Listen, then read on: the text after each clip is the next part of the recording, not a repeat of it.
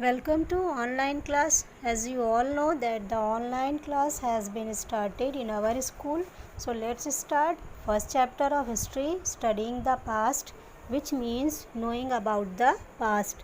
The word past refers to an earlier time. India has a rich past. It was attacked by the Aryans, the Turks, Mughals, etc. and last of all British.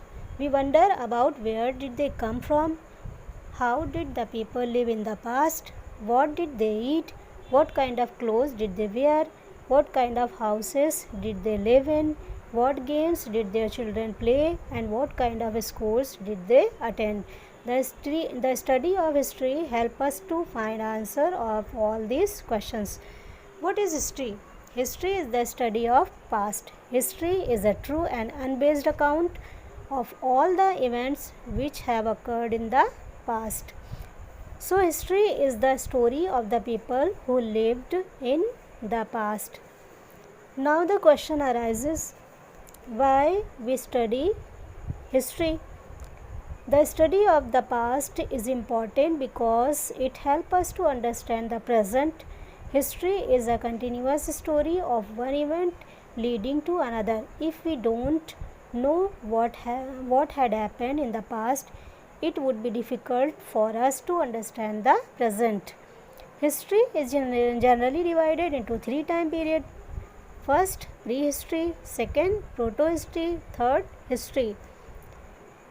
First heading is prehistory. The prehistory period is the period when no written records. Our knowledge of prehistory is based entirely on archaeology. Second, protohistory.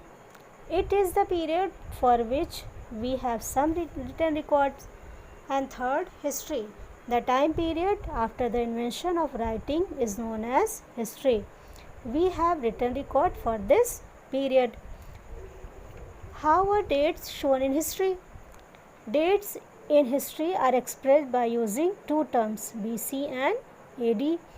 The years before the birth of Jesus Christ are expressed in BC. BC is counted backward. AD stands for Anno Domini, which means the year of Lord. AD is counted forward. For example, AD 1999 come before AD 2000. Geographical features. Geography play an important role in the history of India. The geographical feature of a country influence its history as well as in India context. The physical feature have an important bearing on the historical evolution through the gases. There are high mountains, deep valley, hot desert, fertile river valleys and a large number of rivers. The plain of the river Indus and the Ganga are very fertile. It is the case for the valley of the river Narmada also. These river valley were areas where people settled down first. On the other hand, areas where environment is favorable are always densely populated. Sources of history. Sources are the clue which enable us to understand the past. Archaeologists and historians also solve the mystery of the past with the help of historical clue. These clues are sources of history. These sources can be divided into two types. First, archaeological sources and second, literary sources. Archaeological sources are direct evidence which cannot be changed or altered by human. There are four types of archaeological sources: inscriptions, monument, artifact and coins. First source is inscriptions. Written records that are engraved on rocks, cave, wall, metal pillars, wall of temple and palace and on clay and copper tablets are called inscriptions. Second, monument. Building of historical importance are known as monument. Monument tell us a lot about their time period in which they were built.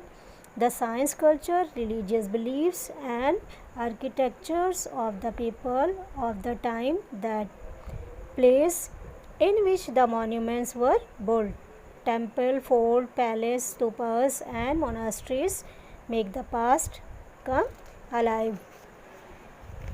And next, artifact, object like poetry, tools, ornament, metal, object, weapons, etc. made and used by the people in the past are called artifacts. And the last, coin.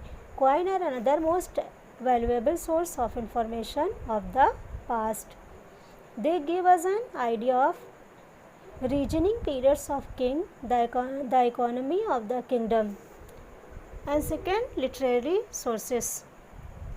Literary sources may be divided into two types, religious and secular. Religious literatures, writings which are related to religions are called religious literatures. The Ramayana, the Mahabharata, the Gita, the Vedas, the Puran and Upanishad, etc. Secular literatures, secular resources are non-religious texts concerned with economy, politics, geography and science. The Arthashastra example of the famous secular literature. Various stages of archaeology: finding and selecting site, excavations, collecting and listing, dating and interpretations. Most important stage is dating. Dating of an object means to find out how old it is. The most common technique is radiocarbon dating. It is generally used to date bones. Interpretation: the archaeologists closely examine the available evidence to try to find out more about the people who lived many centuries ago. Thank you.